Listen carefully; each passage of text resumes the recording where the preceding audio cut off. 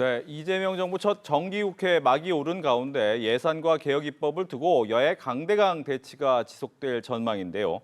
오늘 초대석에선 전현희 더불어민주당 최고위원과 함께 여야 대치의 돌파구는 무엇인지 이야기 나눠보겠습니다. 안녕하십니까? 안녕하세요. 네, 지난해 이재명의 수석 변호인이라는 슬로건으로 수석 최고위원에 당선되셨는데 그 이후 1년이 지났습니다. 지금은 또 3대 특검 종합대응 특별위원회 위원장까지 맡아서 활동하고 계신데 1년 동안 참 많은 일이 있었고 또 어떻게 1년을 보내셨는지 기억에 남는 부분을 좀 이야기 먼저 해주시죠.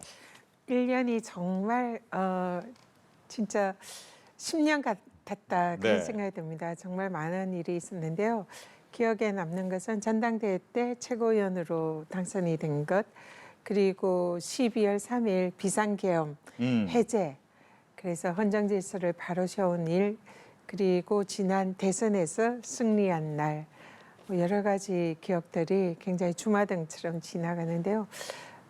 비상계엄 해제하는 날, 그날 비상계엄 발령일은 실제 이제 국회로 가면서 이제 국회 가면 체포당해서 죽을 수도 있겠구나. 그런 생각을 하면서 두려움을 안으면서 그걸 극복하면서 국회로 달려갔습니다. 그래서 마침내 그런 두려움을 극복하고 계엄을 해제를 하는 순간 정말 못 잊을 그런 순간이었던 것 같습니다. 예, 1년이 정말 하루같이 또 짧게 네, 지나갔지만 네. 또 많은 일이 있었던 그런 네. 1년이었습니다. 근데 어제였죠. 법사위 소속 여당 의원들과 함께 서울 구치소를 다녀왔습니다. 아마 이 윤 전 대통령 체포영장 집행 당시 CCTV 열람을 위해서 갔고 또 보도가 됐는데 보니까 이제 오늘 한 방송에서 오늘 내일 중으로 공개 여부를 판단하겠다라고 이야기를 하셨단 말이에요. 근거가 있는지, 기준이 있는지, 오늘 내일이라는 이유, 이걸 좀 공개해야 되겠다는 기준이나 이런 게 있습니까? 어제 저희들이 법사위에서 CCTV를 이제 현장에서 열람을 했고요. 네. 그 내용은 사실상 현직 대통령을 했던 그런 분이 법치주의를 부정하고 체포영장 집행에 저항하는 그런 모습이 굉장히 좀 참담했다. 오히려 법치주의를 수호하고 헌정 질서를 수호해야 되는 가장 막중한 책임을 가졌던 자리에 있던 그런 사람이 이렇게 막무가내로 법에 저항하는 모습을 보면서 매우 국민들께 부끄러운 생각이 들었습니다. 네. 그래서 실제로 그 영장 집행을 거부하는 모습을 국민들에게 공개를 해야 되는가 말아야 되는가는 우리 법사위 내에서도 굉장히 좀 논란이 많았고요. 민주당 지도부에서도 이 부분에 대해서는 물론 찬성하는 분들도 있지만 신중히 검토해야 된다. 그런 이제 신중론도 많습니다. 그래서 그 공개를 하기 위해서는 법사위의 의결을 통해서 다시 CCTV 자료 요구를 해야 되는 그런 상황인데요. 네. 오늘 아침에 제가 그 인터뷰를 했을 당시에는 오후에 법사위가 열리기 때문에 그때 결정을 할지 안 할지 이제 이 부분이 아직 정해지지 않았고요. 네. 오후에 법사위가 열리면서 그 전에 이제 민주당 의원들, 법사위원들끼리 논의를 한 결과 아직 좀 이 부분에 대해서는 좀 신중히 검토할 필요가 있다. 아하. 그래서 오늘은 통과되지 않았습니다. 네. 아마 신중히 검토해야 된다라고 하면 조만간 다시 한번 검토를 할 수도 있겠다라는 생각이 드는군요. 여론의 추이와 그리고 당내 의견을 수렴을 해서 네. 다시 한번 법사위 의결을 통해서 공개 여부를 결정할 여지는 여전히 남아 있지만 아직은 당내에서는 좀 신중론자가 조금 더 우세한 것 같습니다. 예. 지금 3대 특검 종합대응 특별위원회 위원장을 맡고 계신데 보니까 더 센 특검법 처리 부분에 대해서 이제 당의 방침은 명확한 것 같습니다. 처리하겠다라는 입장을 하고 있는데 이유는 이제 국민의힘이 이건 정치 공세다. 내년 지방선거까지 가려고 하는 거 아니냐라는 주장을 하고 있습니다. 여기에 대해서 대답을 해주신다면. 지금 민주당에서는 사상 초유의 현직 대통령의 친위 쿠데타로 대한민국의 헌정 질서가 무너질 뻔했던 그런 내란 행위에 대해서 다시는 이런 일이 없도록 내란을 완전히 종식하고 내란 동조 세력들을 발본색원해서 사실상 그에 걸맞는 그런 이제 단죄를 통해서 헌정 질서를 바로 세워야겠다. 이게 이제 민주당의 입장이고 국민들도 대다수 거기에 동의를 한다 생각합니다. 네. 그렇기 때문에 내란의 완전한 종식이 현재 이제 목표이고 그게 내년 지방선거까지 생각할 그런 여력은 없는 상황이고요. 그래서 그 지방선거를 연결시키는 것은 국민의힘이 너무 지나치게 앞서간 그런 발상이다 생각하고 저희들은 내란을 완전히 종식시키기 위해서 현재 특검법이 기존에 예상치 못했던 수사 인력도 좀 너무 부족하고 그리고 또 그 특검의 권한 뭐 이런 부분이 좀 미흡한 이런 부분이 있기 때문에 보완을 하고 그리고 예상치 못한 그런 범죄 정황들도 지금 많이 나오고 있지 않습니까? 네. 그래서 그런 범죄를 확실하게 수사를 하기 위해서 인력과 기간이 좀 더 필요하다. 그걸 위한 특검법 개정을 하는 것입니다. 예. 특검법은 그렇게 이해가 되는데 네, 이제 네. 또 하나는 내란 특별재판부 구성이 되겠습니다. 지난 네. 일요일 날 이 부분이 이야기가 나오고 나서 굉장히 큰 이슈가 되는 부분인데 특히 이제 대법원에서도 이 부분이 위헌 위법의 소지가 있는 거 아니냐라는 의견을 냈단 말이죠. 네. 그럼에도 불구하고 이 부분은 어떻게 해야 되는 겁니까? 지금 현재 우리 헌법에는 네. 법원은 이제 법원의 근거라든지 사법부의 독립 이건 헌법에 규정이 되어 있지만 네. 그러나 실제로 그 구체적인 내용은 법에 의해서 정해지도록 되어 있습니다. 법원 조직법이라든지 그렇기 때문에 위헌 소지는 없다 이렇게 생각을 하고요. 그리고 실제로 이제 법원에서도 형사 뭐 전담 재판부, 민사 전담 재판부 또 가사 이런 것을 전담하는 재판부가 있듯이 내란 사건을 전담하는 재판부를 두는 것은 현행법 체계에서 충분히 가능하다 이렇게 보고요. 근데 왜 이런 이제 요구가 국민들 사이에 있는지 이 부분에 대해서는 법원에서 좀 깊이 석자를 해야 하지 않는가 이렇게 생각이 듭니다. 내란 사건은 이거는 전대무문에 대한민국이 자칫하면은 이 헌정 질서가 무너질 뻔한 그런 위기 상황에 당시 친이 쿠데타의 날 그날 일어났지 않습니까?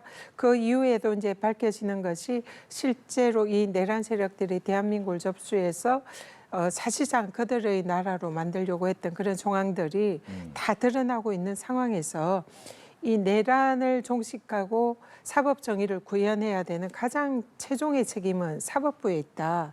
그런데 사법부가 그런 책임감을 지금 사실상 느끼고 있지 못하는 거 아니냐. 네. 오히려 이 내란 세력들을 감싸고 이 특검의 수사에 대해서 실질적으로 방해를 하고 있는 게 아니냐. 이런 지적까지 이제 국민들 사이에 일어나고 있는 거거든요. 대표적인 게 한덕수 전 총리에 대한 구속영장 기각이라든지 또 내란 수괴 혐의의 윤석열 전 대통령에 대해서 사상 초유의 일이 아닌 시간을 계산을 해서 구속을 취소한 사실상 석방시킨 지기현 재판부에 납득할 수 없는 그런 행위 이런 부분이 국민들이 사법부에 지금 사법부가 과연 내란에 대한 책임감과 종식에 대한 단죄의 의지가 있는가 이런 이제 의구심을 자아내는 상황입니다.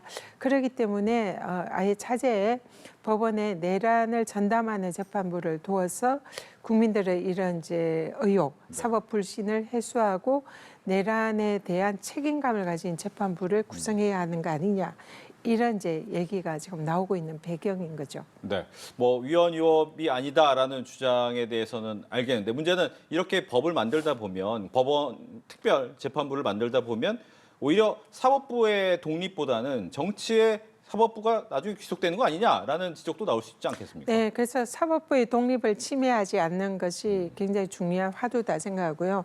내란을 종식시키는 사법부에 먼저 그런 자정과 책임감을 먼저 지금 촉구를 드리고 있고요. 그럼에도 불구하고 이게 이제 만약에 사법부가 계속 이 특검의 수사에 이렇게 이제 사실상 협조하지 않고 이런 내란 세력들에 대한 감싸기 그런 모습을 보인다면 네. 이 부분에 대해서는 사실상 사법부의 독립 이상의 내란을 종식하고 헌정 질서를 수호하라는 그 가치가 훨씬 높은 게 아닌가 이런 생각이 들고요. 또 재판부 구성에 있어서 국회나 뭐 이런 관여가 없이 사법부 내에서 어떤 자정적인 그런 이제 재판부 구성을 통해서 얼마든지 할 수가 있다. 그래서 위험 문제라든지 사법부의 독립의 침해 이런 문제 없이도 할 수 있는 방법은 얼마든지 있다 이렇게 생각합니다. 네, 그러면 결과적으로 당의 지도부의 의견이나 당론은 조만간 결정될 가능성이 높아졌군요. 지금 굉장히 이제 내란 특별재판부 아니면 내란 전담 재판부의 설치의 필요성에 대해서는 공감대가 매우 높은 상황이고요. 지금 당내에서는 그것에 대해서 논의가 진행 중에 있다 이렇게 보시면 될 것 같습니다. 네. 이제 내란 특별재판부 전에 가장 뜨거운 이슈는 검찰개혁 논란이었습니다. 그런데 이제 검찰개혁은 아직도 뜨겁긴 합니다만 가장 큰 거는 당과 대통령실의 이견이 있느냐라는 부분인데 이 부분은 어떻게 생각하십니까? 지금 현재 당정대 사이에는 이견은 없다. 아.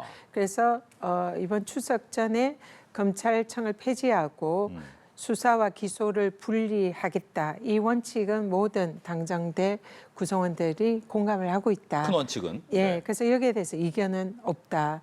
근데 이제 다만 그 과정에서 이 수사와 기소를 분리를 하면 공소청은 법무부에 두는 것이 이제 이건 확정되었는데요. 수사를 하는 중수청을 어디로 둘 것인가 여기에 대해서는 현재 논쟁 토론 중에 있다 이렇게 보시면 될 것 같습니다. 예. 그래서 현재는 행안부에 두는 것으로 어느 정도 가닥은 잡아가는 그런 상황인데요. 여전히 행안부로 둘 때 그러면 비대해진 검찰 권력도 문제지만 경찰 권력의 비대화 이 부분에 대해서 여전히 국민적인 우려가 있기 때문에 네. 이 부분에 대해서 비대해진 경찰의 권력에 대해서는 민주적인 통제를 어떻게 할 것인가 이제 이런 부분에 대한 걱정들이 있는 것이고요. 그렇기 때문에 이제 법무부에 있으면 좋겠다 이런 의견들도 나오지만 현재는 이제 어느 정도 가닥이 잡힌 상태다. 그리고 이런 이제 우려를 불식시킬 수 있는 구체적인 보완 방법 이것은 추석 이후에 신중하게 국민들의 공감대를 거쳐서 공론화 과정을 거쳐서 여러 가지 쟁점을 이제 추후에 신중하게 검토하고 추진하겠다 이런 입장이고요. 그래서 토론 과정에서 이견은 나올 수 있지만 토론에서 한 가지 방안으로 정해진다면 당정대는 거기에 이제 이견 없이 원 보이스로 가자 이런 것까지 현재 합의가 되어 있는 상태입니다. 예. 그래서 일각에서 우려하는 대로 뭔가 이견이 있거나 뭐 불협화음이 있거나 이거는 전혀 사실이 아니다 이렇게 말씀드립니다. 그렇다면 이제 뭐 공론화나 지금 대통령이 직접 토론 주제도 하겠다라고 얘기를 하셨던 그 부분까지도 포함해도 네. 추석 전에 다 끝날 수 있다 이렇게 보는 겁니까? 아, 그건 아니고요. 네. 아까도 말씀드렸지만 중수청과 기소청으로 분리하는 이 안에 대해서는 추석 전에 하는 것은 이제 모두가 의견이 합치가 되어 있는 상황이고요. 근데 이제 단지 수사 기소 분리 이 쟁점 외에도 쟁점은 아주 많습니다. 그래서 뭐 검찰 지금 형소법 규정도 많이 개정을 해야 되고요. 네. 예를 들면 검찰의 조서의 증거 능력을 어떻게 할 것인가. 수사를 못 하는데 그러면 새로운 이제 중수청이 수사를 하지 않습니까? 그러면 형소법을 다 이제 고쳐야 되는 거죠. 그리고 국민들 입장에서는 수사를 하는 기관이 여러 군데 있는데 그러면 어디로 가서 수사를 해야 되느냐? 그리고 그 수사 권한이 명확하지 않을 경우에는 이것을 어떤 방식으로 조정을 할 것이냐? 그리고 경찰의 수사 종결권을 인정을 할 것이냐? 그리고 또 공소청의 수사의 보완 수사를 요구를 할 것이냐 이런 여러 가지 쟁점들이 있습니다. 그래서 이 쟁점들은 추석 이후에 국민들의 공감대를 거쳐서 이제 기소와 수사가 분리가 되면서 걸어올 수 있는 국민적의 불안감과 불편 이런 것을 해소할 수 있는 구체적인 쟁점을 이제 신중하게 공론화 과정을 거쳐서 토론을 거쳐서 이제 정리를 하겠다는 그런 취지인 것입니다. 알겠습니다. 또 이제 민영배 의원이나 임은정 지검장이 정성호 법무부 장관을 비판하는 부분 때문에 좀 심기가 불편해하는 분들도 있었거든요. 네. 이거는 분위기가 어떤 건지 현재 어떻게 정리가 되고 있는 겁니까? 근데 약간 좀 오해가 있어서 그러지 않았을까 그렇게 생각이 들고요. 실제로 정성호 법무부 장관도 민주당 워크숍에 네. 법사위 의원들이 검찰개혁 논의하는 그 자리에 함께 하셨고요.